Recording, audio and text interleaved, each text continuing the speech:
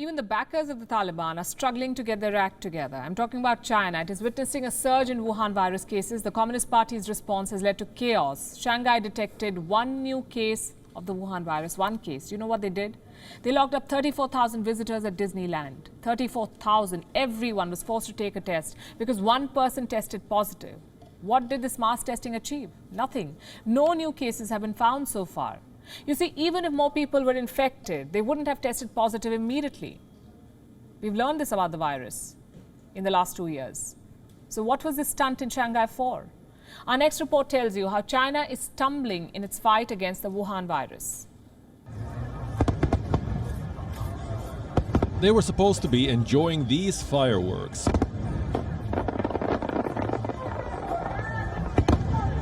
But for these 34,000 people, a trip to Disneyland turned into a nightmare.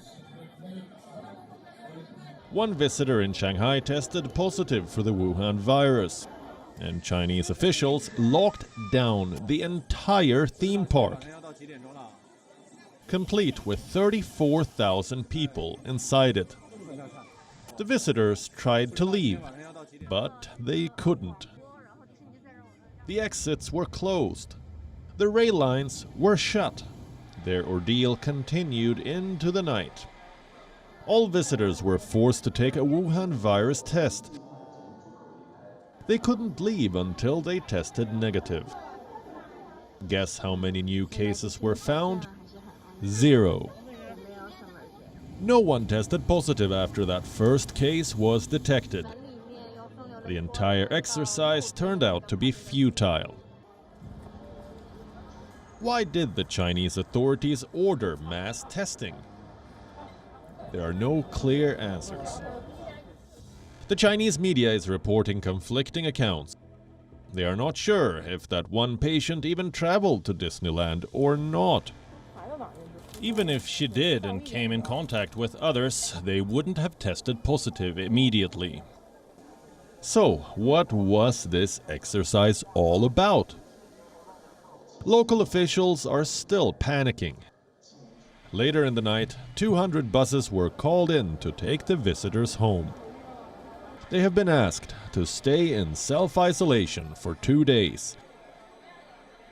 Another 100,000 people who visited Disneyland over the weekend will also be tested. The Delta variant is spreading fast across China. So far, around 500 people have tested positive.